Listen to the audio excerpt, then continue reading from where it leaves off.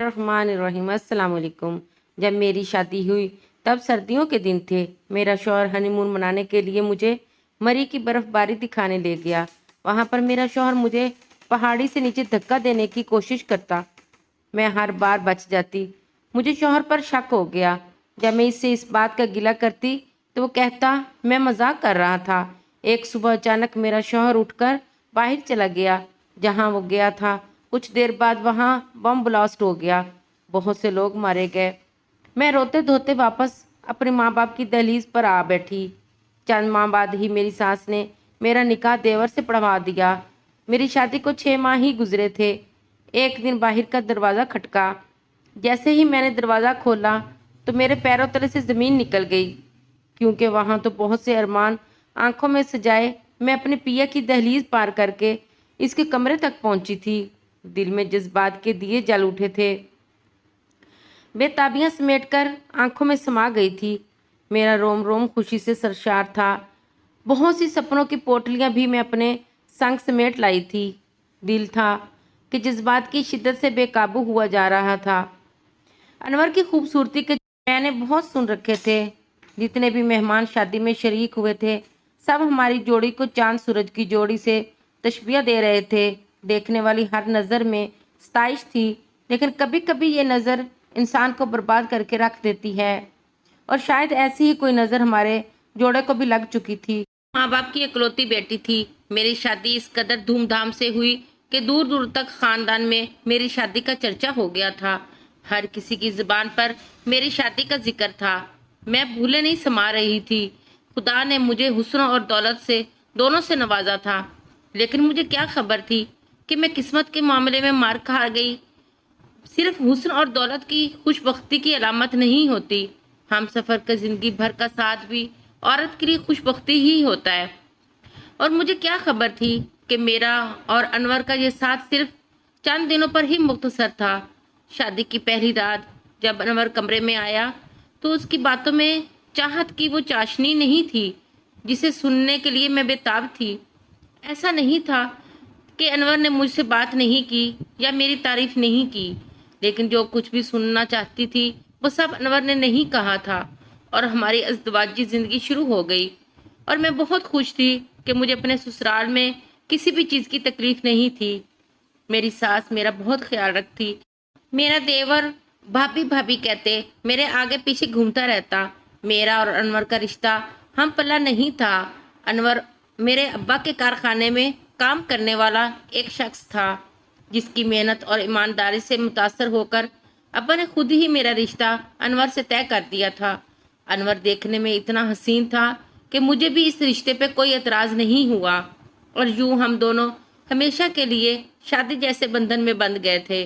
अब्बा ने शादी के तोहफे में अनवर को 10 लाख रुपए भी दिए थे। मेरी शादी सर्दियों में हुई थी। ये दिसंबर का महीना था। शादी के कुछ दिन बाद अनवर मुझे हनीमून के लिए मरी की तरफ बर्फबारी दिखाने के लिए ले गया कि मुझे अनवर के साथ जाने के लिए ज़्यादा वक्त भी नसीब नहीं हुआ था। अभी तो मेरे और अनवर के दरमियान सही तरह से अंडरस्टैंडिंग भी पैदा नहीं हुई थी और हम दोनों मरी के लिए निकल गए थे। अनवर बहुत खामोश तबीयत का मालिक था और अनवर सारा रास्ता भी खामोश रहा। मैं तो रंगीन नज़ारों में जैसे खो सी ही गई थी। मुझे लगा था कि वक्त के साथ साथ मैं और मेरे अनवर के फासले सिमट जाएंगे, लेकिन तकदीर ने ऐसी नौबत ही नहीं आने दी। हमारी किस्मत में तो कुछ और ही लिखा था। किस्मत ने मेरे साथ ऐसा सितम किया कि मैं आबाद होने से पहले ही पूरी तरह बर्बाद हो गई। मरी पहुंचकर एक दिन तो थकन की वजह से हमने होटल में ही गुजारा और जब अगले दिन हम सैर की गर्ज से निकले तो अनवर मुझे पहाड़ों की तरफ लेके ठंड की वजह से मेरा बुरा हाल था। बहुत ऊंची जगह पर ले जाकर अनवर मेरा हाथ पकड़कर मुझे नीचे की तरफ धक्का देने की कोशिश करते और फिर जल्दी से अपनी तरफ खींच लेते। एक बार तो मैं सच में नीचे गिरने लगी थी, मगर किस्मत से बच गई। तभी मुझे अनवर पर थोड़ा गुस्सा आया और मैंने कह दिया, अगर आप मुझसे शादी नहीं करना चाहते थे तो पहले ही इनकार कर देते। यूं मुझे धक्का देकर क्यों मारना चाहते हैं? अनवर ने हंसकर ये बात मजाक में टाल दी। अगले रोज हम जब होटल से निकलने वाले थे तब अनवर ने कहा, وہ پہلے جا کر کچھ جگہوں کی معلومات حاصل کر کے آتا ہے، پھر مجھے لے کر جائے گا۔ یہ سن کر میں تیار ہو کر اپنے کمرے میں ہی بیٹھ گئی۔ انور جلدی جلدی میں اپنا موبائل فون بھی میرے پاس ہی بھول گیا۔ بہت دیر تک انتظار کیا۔ صبح سے دوپہر اور دوپہر سے شام ہونے والی تھی۔ میں ایک نئی جگہ پر ہوٹل کے کمرے میں بالکل تنہا تھی۔ میرا دل بہت زیادہ گھبرا رہا تھا۔ میں نے تو پہلے سوچا کہ اپنے ابا کو فون کروں، لیکن وہ تو اتنی دور تھے، میری فون کی وجہ سے پریشان ہو جاتے۔ یہی سوچ کر میں نے خود ہی ہوٹل کے انتظامیہ سے معلومات حاصل کی، لیکن انہیں بھی انور کے بارے میں کچھ معلوم نہیں تھا۔ البتہ وہاں بیٹھے ایک آدمی نے مجھے ایک ایسی خبر سنائی جسے سن کر میرے پیروں تلے سے زمین نکل گئی۔ ہوٹل سے کچھ ہی دور ایک بازار میں دھماکہ ہوا تھا، جس کی نوعیت تو شدید نہیں تھی، لیکن موقع پر موجود 4 افراد اس دھماکے کی وجہ سے ٹکڑے ٹکڑے ہو گئے تھے۔ یہ سن کر تو میں لرز کر رہ گئی تھی، لیکن مجھے یقین تھا کہ انور بازار کی طرف نہیں گئے ہوں گے۔ وہ تو سیر کے مقامات کی طرف نکلے تھے، بازار سے انہیں کوئی کام نہیں تھا۔ یہی سوچ کر میں نے انور کو ڈھونڈنا شروع کیا۔ میرے پاس موبائل فون پر ہماری شادی کی تصاویر تھی۔ میں لوگوں کو دکھا دکھا کر انور کے بارے میں پوچھ رہی تھی، اور ایک شخص نے مجھے بتایا کہ اس نے انور کو بازار جاتے دیکھا تھا۔ یہ سن کر تو میرے ہوش ہی اڑ گئے۔ میں دیوانہ وار بازار کی طرف دوڑی تھی۔ پورے علاقے میں ناکہ بندی ہو چکی تھی۔ وہاں جا کر میں نے پولیس والوں کو انور کی تصویر دکھا دکھا کر اس کے بارے میں پوچھنا شروع کیا۔ تھوڑی دیر بعد ایک پولیس والے نے میری طرف ایک شناختی کارڈ بڑھایا اور کہا، یہ ہمیں اس مقام سے ملا ہے، ہمیں یقین ہے کہ مرنے والوں میں یہ شخص بھی شامل ہے۔ میں نے اپنے ہاتھوں سے شناختی کارڈ کو لیا اور اس پر انور کی تصویر دیکھتے ہی میں چکرا کر گر پڑی۔ جب مجھے ہوش آیا تو یہ سوچ کر ہی پھوٹ پھوٹ کر رو دی کہ 5 دن کی شادی شدہ زندگی کے بعد اب میں بیوہ ہو چکی تھی۔ انور اور میرا ساتھ بس 5-6 دن کا تھا۔ پولیس والوں نے میرے گھر والوں کو اطلاع کر کے انہیں بلوا لیا اور میں اپنی ماں کے ساتھ روتی دھوتی لوٹی پھوٹی واپس گھر آ گئی۔ جو لوگ میری پہلے قسمت پر رشک کر رہے تھے، اب وہی لوگ مجھے منحوس قرار دے رہے تھے۔ میرے بہت سے سسرال والوں نے تو یہاں تک کہہ ایک قدم اتنے منحوس ہیں کہ میں جیتے جاگتے انور کو کھا گئی۔ بہت سے میرے ہی رشتہ داروں نے ہمدردی کے نام پر میرے زخموں کو ایسا کریدا کہ میری روح تک گھائل ہو گئی۔ میں ذہنی طور پر اس قدر برباد ہوئی کہ صرف اپنے کمرے میں بند ہو کر رہ گئی۔ میں نے کسی کے سامنے آنا چاہتی تھی اور نہ ہی کسی سے بات کرنا چاہتی تھی۔ میں عدت اپنے مائکے میں گزاری رہی تھی۔ میری ساس اکثر ہی مجھ سے ملاقات کے لیے آ جاتی۔ جوان بیٹے کی موت کے غم نے تو ان کی کمر توڑ کر رکھ دی تھی، لیکن انہوں نے مجھے اس طرح کی کوئی بات نہیں کی تھی جسے دنیا والے مجھ سے کہہ رہے تھے۔ وقت کسی کے لیے نہیں تھمتا، جانے والے چلے جاتے ہیں اور پیچھے بچ جانے والے دنیا کے رحم و کرم پر ہوتے ہیں۔ میں ابھی اس وقت زمانے کی ٹھوکروں پر ہی تھی۔ جو ابھی ملنے کے لیے آتا وہ انور اور میری شادی کا قصہ نکال کر بیٹھ جاتا۔ انور کے انتقال کو 6 ماہ کا عرصہ بیت گیا۔ یہ 6 ماہ میرے لیے صدیوں کے برابر گزرے تھے۔ ایک دن میری ساس مجھ سے ملنے کے لیے آئی تو باتوں باتوں میں ہی انہوں نے مجھ سے میرے دیور اکبر کی شادی کی بات کی۔ اکبر ان کی اب واحد اولاد تھی، اس لیے مجھے سن کر خوشی ہوئی کہ میری ساس اکبر کی شادی کرنا چاہتی ہے، لیکن اس وقت میری حیرت کی انتہا نہ رہی جب انہوں نے اکبر کی شادی میرے ساتھ کرنے کی بات کر دی۔ مجھے اپنی سماعتوں پر یقین نہ آیا کہ دنیا مجھے ان کے بیٹے کا قاتل قرار دے رہی تھی اور وہ مجھے اپنے دوسرے بیٹے کی دلہن بنانے کی تیاری کر رہی تھی۔ اکبر مجھے بھابھی بھابھی کہہ کر پکارتا اور میرے آس پاس ہی رہتا، لیکن میں نے کبھی یہ نہیں سوچا تھا کہ ایک دن مجھے اکبر کی دلہن بننا پڑے گا۔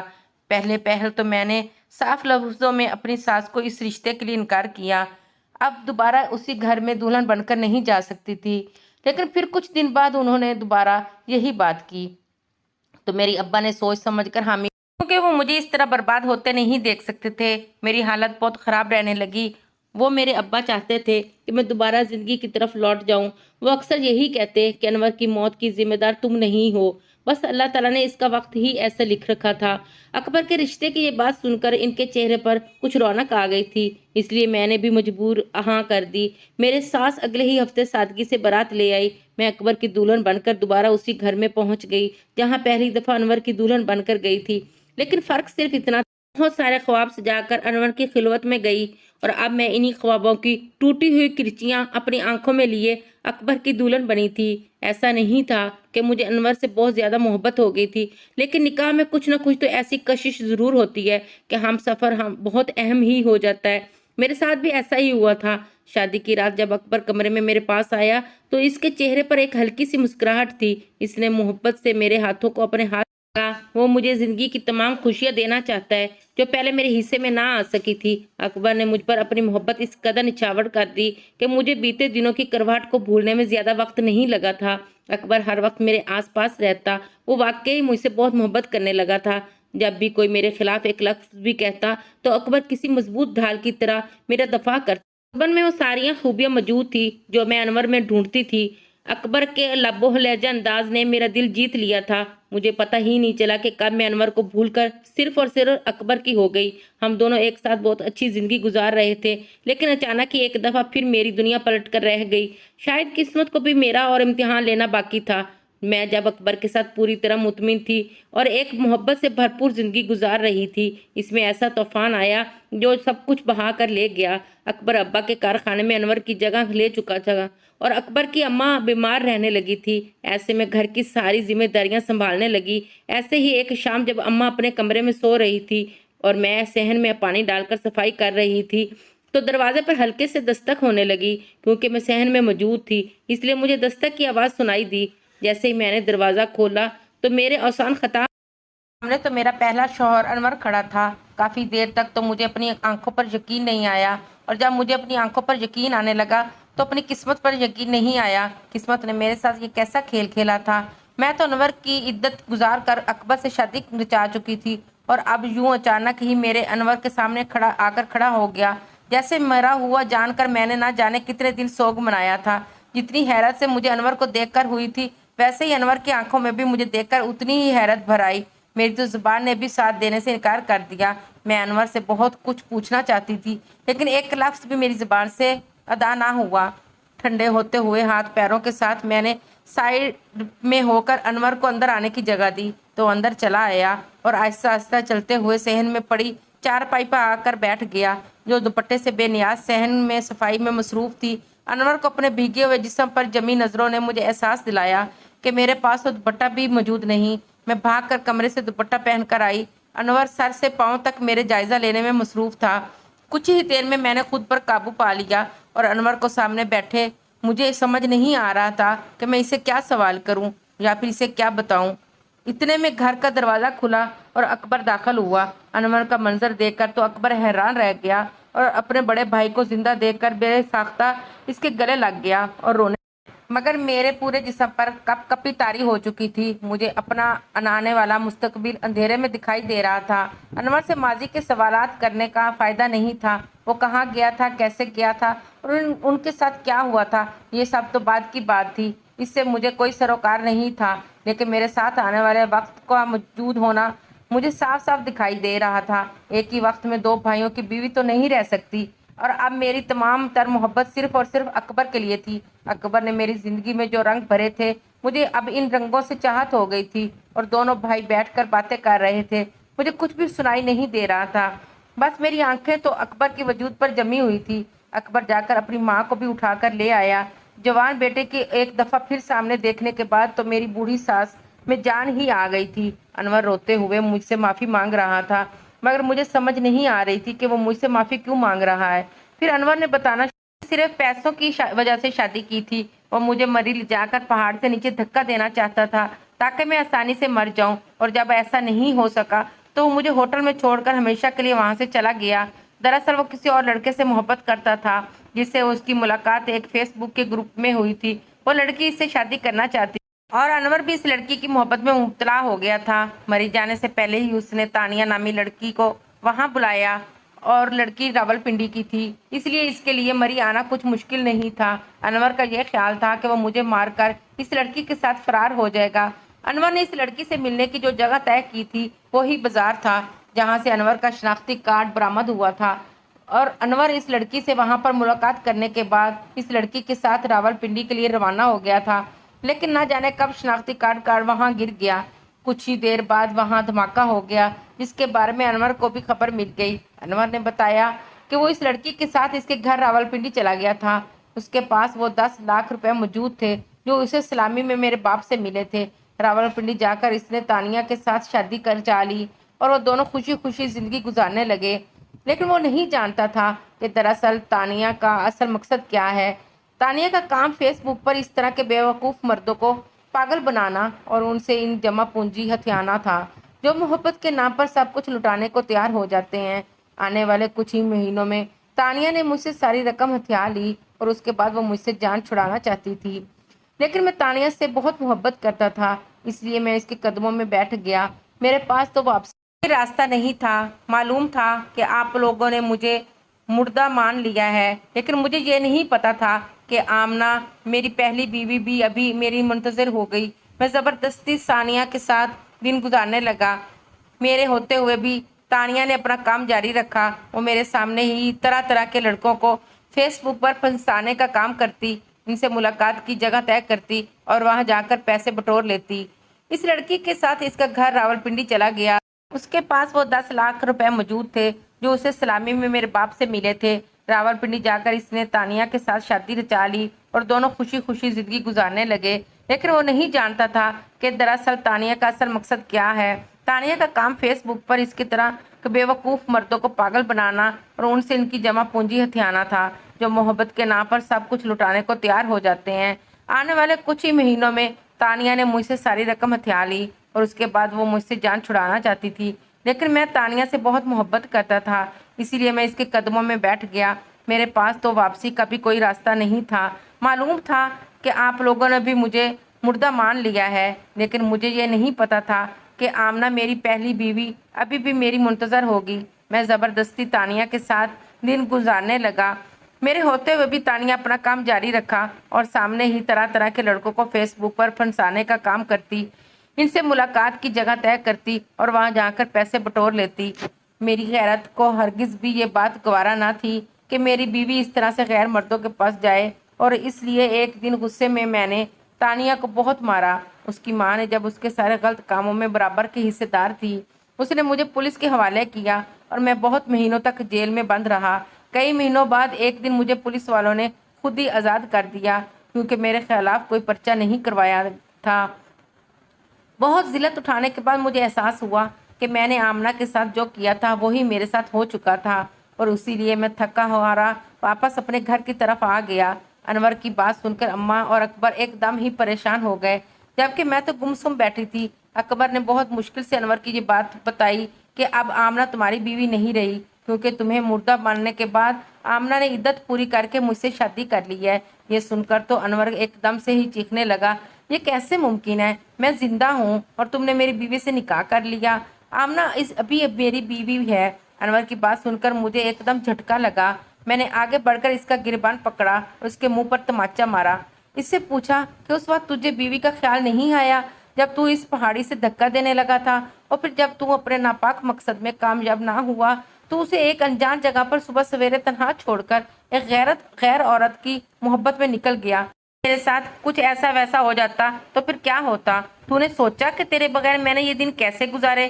لوگوں نے میرے بارے میں کس طرح کی باتیں کی، مجھے یہاں تک کہا کہ میری نحوست تیری زندگی کھا گئی، جبکہ تو اپنی محبوبہ کے ساتھ رنگ رلیاں منانے میں مصروف تھا، اور مجھ پر اپنی زندگی اتنی تنگ کر دی گئی کہ میرے لیے ہو چکا تھا۔ اگر اکبر میرا ہاتھ نہ تھامتا تو شاید میں آج تک اپنے کمرے میں ہی قید ہوتی یا پھر مر گئی ہوتی۔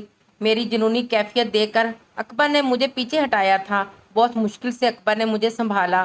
انور جیسے خود غرض اور بے وفا شخص نے مجھ سے گھن آ رہی تھی، جس کی ماں اپنے جوان بیٹے کے غم میں بستر پر لگ گئی، اور وہ وہاں اب ہمیں یہاں بیٹھ کر اپنی محبت کی داستانیں سنا رہا تھا۔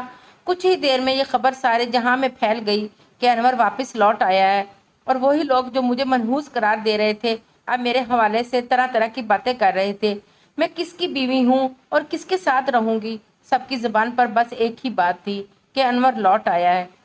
اب مجھے اکبر سے علیحدگی اختیار کر لینی چاہیے اور انور کے ساتھ ایک دفعہ پھر ایک نئی زندگی کا آغاز کرنا چاہیے۔ اکبر بھی اس سارے معاملے میں بے حد پریشان ہو چکا تھا کیونکہ میں اور اکبر ایک دوسرے کے ساتھ بہت خوش اور مطمئن زندگی گزار رہے تھے، اور اب جب انور کی ہماری زندگی میں کوئی گنجائش نہیں تھی تو وہ یوں اچانک واپس لوٹ آیا۔